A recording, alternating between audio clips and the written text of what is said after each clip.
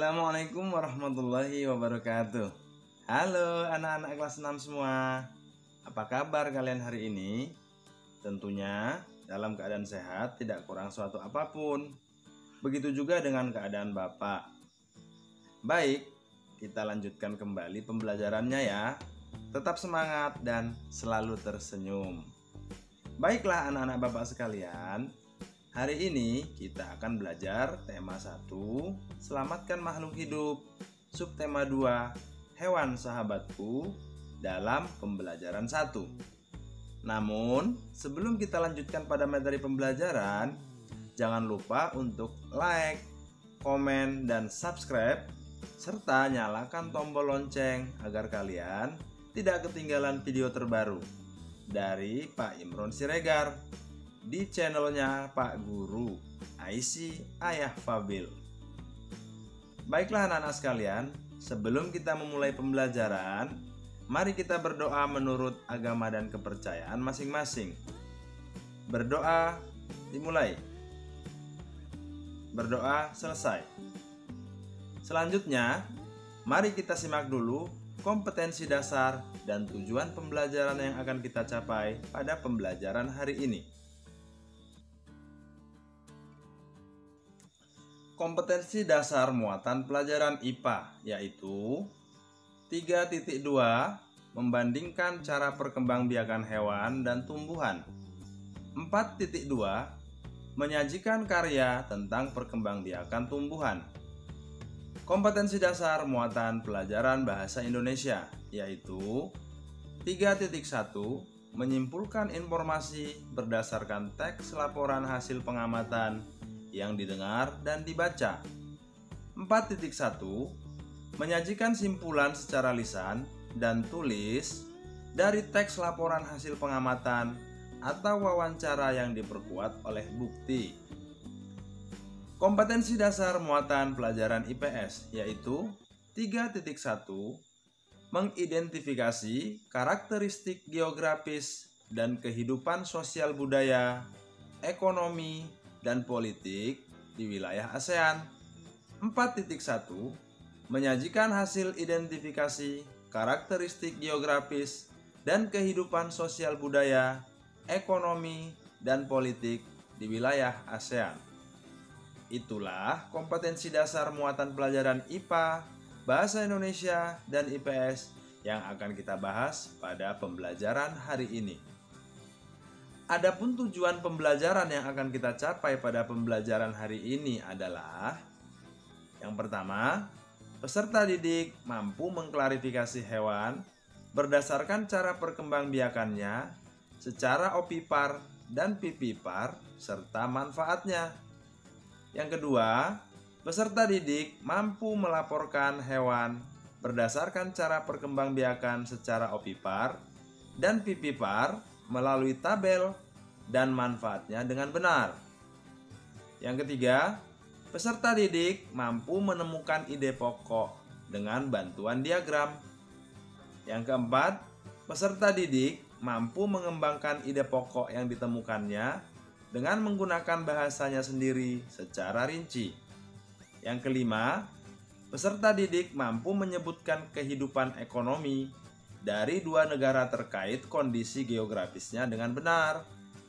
Yang keenam, peserta didik mampu menulis laporan tentang perbedaan kehidupan ekonomi dari dua negara terkait kondisi geografisnya dengan benar melalui diagram Venn.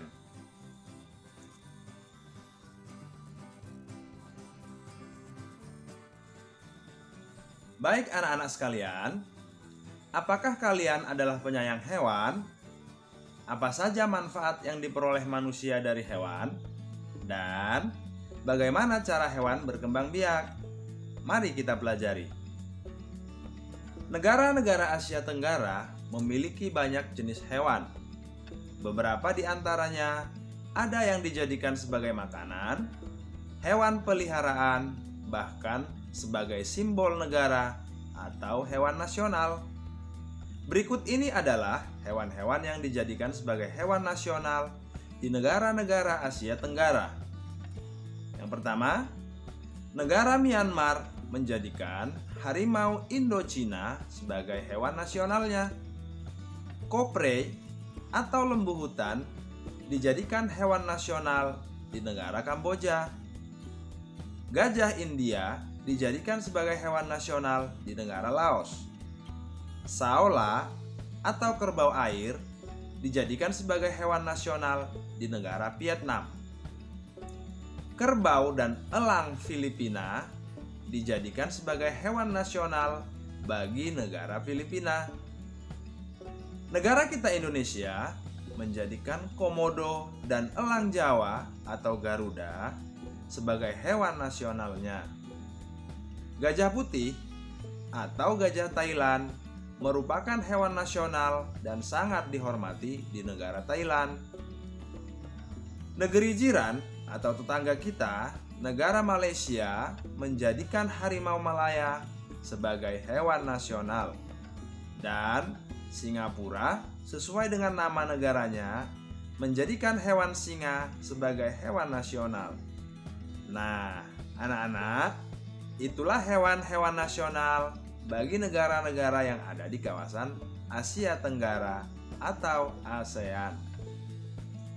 Hewan gajah putih dianggap suci oleh beberapa negara di Asia Tenggara seperti Myanmar, Kamboja, dan Thailand.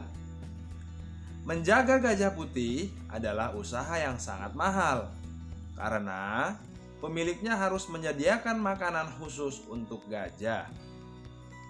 Indonesia dikaruniai luas wilayah lautan lebih besar dibandingkan luas daratan. Luas lautan Indonesia mencapai 5,8 juta kilometer persegi. Di dalam lautan Indonesia tersimpan potensi perikanan yang cukup besar. Salah satunya adalah ikan tuna. Ikan tuna adalah salah satu ikan yang paling diminati dan dicari oleh negara lain, seperti negara Jepang, Amerika Serikat, dan Uni Eropa.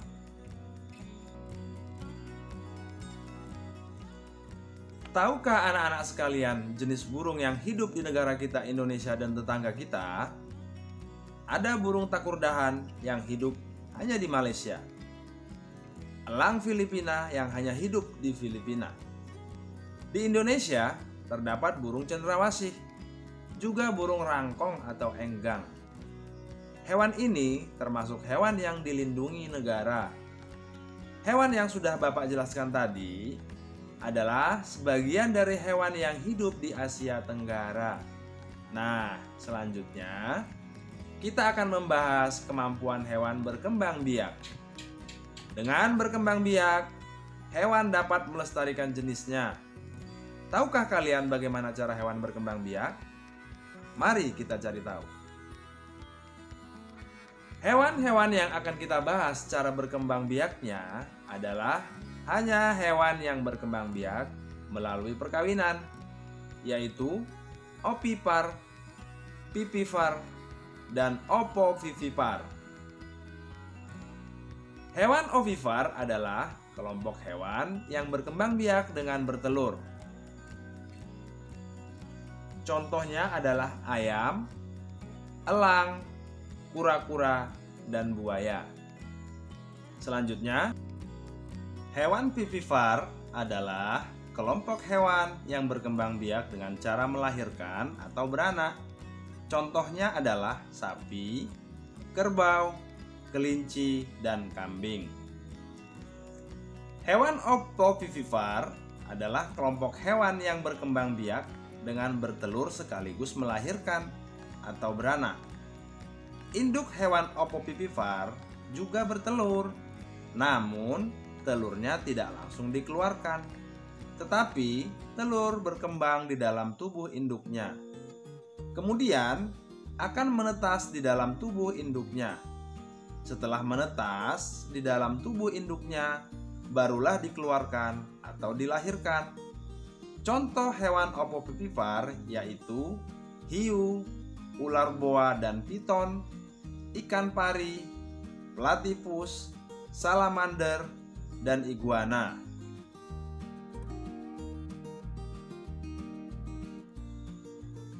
Itulah 3 cara berkembang biak hewan melalui perkawinan. Selanjutnya, tugas kalian yaitu yang pertama, carilah hewan lainnya yang hidup di kawasan Asia Tenggara. Lalu, tuliskan hasil temuanmu di kolom yang disediakan di buku tema 1 halaman 63. Selanjutnya, kelompokkan hewan-hewan hasil temuanmu dan hewan yang ada di buku tema halaman 64 ke dalam diagram pen di halaman 64 juga. Tugas yang kedua, carilah apa sajakah manfaat perkembangbiakan hewan secara bertelur atau ovipar dan vivipar atau melahirkan. Tuliskan hasil temuanmu atau jawabanmu di buku tema 1 halaman 66. Baiklah anak-anak Bapak, di antara kalian adakah yang pernah naik delman atau dokar? Penggeraknya adalah seekor kuda ataupun sapi. Keberadaan hewan sangat membantu penduduk di kawasan Asia Tenggara dalam kegiatan ekonomi. Kondisi geografis di Asia Tenggara membantu penduduknya memanfaatkan hewan dalam kehidupan sehari-hari. Ikan dijual dan dikonsumsi. Hewan ternak dijual di dalam negeri, bahkan sampai ada yang mengekspornya. Untuk itu, mari kita bahas potensi ekonomi negara-negara anggota ASEAN. Kawasan Asia Tenggara terletak pada jalur perdagangan dunia. Kawasan ini menjadi jembatan antara kawasan Eropa dan Asia Timur. Asia Tenggara menjadi wilayah persaingan bagi pihak-pihak yang ingin memanfaatkan kedudukan strategis kawasan ini. Asia Tenggara berperan sebagai wadah untuk menghindari persengketaan yang mungkin terjadi. Setiap negara di kawasan Asia Tenggara memiliki kekayaan sumber daya yang menjadi kekuatan negara. Nah, yang pertama akan kita bahas adalah negara Brunei Darussalam. Negara ini terkenal dengan kekuatan sumber daya alam berupa minyak bumi dan gas alamnya. Brunei menjadi negara di Asia Tenggara yang memiliki pendapatan per kapita tertinggi karena gas alamnya yang melimpah. Berikutnya adalah Filipina. Negara kepulauan yang mata pencaharian sebagian besar penduduknya adalah di bidang pertanian. Filipina berhasil menjadi salah satu negara di dunia yang membangun dan mengembangkan pertaniannya dengan sangat baik. Beberapa produk unggulan hasil pertaniannya diekspor ke berbagai negara seperti nanas, padi, kelapa, dan gula yang berperan menunjang perkembangan ekonomi Filipina. Selanjutnya, Indonesia sebagai negara kepulauan terbesar di kawasan ini, Indonesia memiliki ragam sumber daya alam yang sangat kaya. Banyak hal yang dapat dikembangkan untuk memperkuat perkembangan ekonomi Indonesia. Saat ini, Indonesia mengekspor minyak dan gas bumi, tekstil, dan produk-produk dari kayu. Pertambangan menjadi salah satu pintu masuk para pengusaha mancanegara ke Indonesia. Keindahan alam Indonesia pun merupakan daya tarik yang menjadi sumber devisa negara dari sektor pariwisata. Berikutnya adalah Kamboja. Di Kamboja mengalir Sungai Mekong. Daerah di sekitar Sungai Mekong merupakan daerah yang subur. Mata pencaharian penduduk Kamboja adalah pertanian. Hasil pertanian Kamboja yang terbesar adalah padi dan karet. Berikutnya adalah Laos. Negara Laos bertetangga dengan Kamboja. Negara ini dilewati oleh aliran Sungai Mekong. Sama seperti di Kamboja, kegiatan pertanian banyak dilakukan di sepanjang aliran Sungai Mekong. Negara berikutnya adalah Malaysia. Kegiatan ekonomi penduduk Malaysia adalah di bidang pertanian, pertambangan, dan perindustrian. Perdagangan internasional merupakan salah satu kegiatan ekonomi Malaysia yang mengalami pertumbuhan tercepat. Peralatan elektronik, minyak dan gas bumi diekspor ke negara lain. Produk dari kayu, minyak sawit, karet, tekstil, sepatu, dan bahan-bahan kimia diperdagangkan di dunia internasional. Selanjutnya adalah Myanmar. Mata pencaharian utama penduduk Myanmar adalah pertanian, perkebunan, dan pertambangan. Myanmar merupakan salah satu negara penghasil padi terbesar di Asia Tenggara.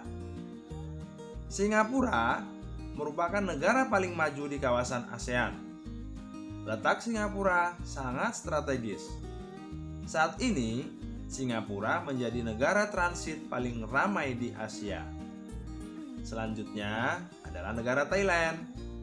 Thailand sering disebut sebagai lumbung padi di Asia Tenggara. Padi memang hasil pertanian terbesar dari negara ini. Selain itu, perkebunan, kehutanan, pertambangan, dan industri juga merupakan kegiatan penduduk Thailand. Penghasilan utama Thailand adalah sektor pariwisata.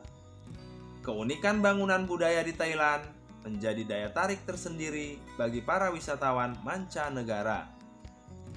Selanjutnya, Vietnam. Vietnam adalah negara yang mengalami kemajuan setelah pulih dari Perang Vietnam. Negara ini mulai berkembang di berbagai sektor perekonomian. Pariwisata dan turisme mendukung perkembangan ekonomi. Bidang pendukung lainnya seperti usaha di bidang jasa, perhotelan, restoran, serta jasa transportasi turut berkembang pesat. Baik, anak-anak, itulah penjelasan singkat mengenai potensi ekonomi negara-negara anggota ASEAN. Nah, selanjutnya tugas untuk kalian adalah pilihlah 2 negara ASEAN, lalu bandingkanlah kedua negara tersebut dari kehidupan ekonominya. Tuliskan hasilnya ke dalam bentuk diagram pen yang tersedia di buku tema 1 halaman 71. Baiklah, anak-anak, tugas selanjutnya adalah kalian wajib menyerahkan hasil pekerjaanmu kepada guru kelasmu masing-masing. Demikianlah materi hari ini yang dapat Bapak sampaikan untuk anak-anak Bapak yang ada di rumah. Semoga materi yang Bapak berikan dapat bermanfaat untuk kalian. Tetap belajar dan selalu jaga kesehatan. Dan jangan lupa selalu berdoa, serta patuh dan taat terhadap kedua orang tua. Akhir kata, billahi taufiq wal hidayah. Wassalamualaikum warahmatullahi wabarakatuh.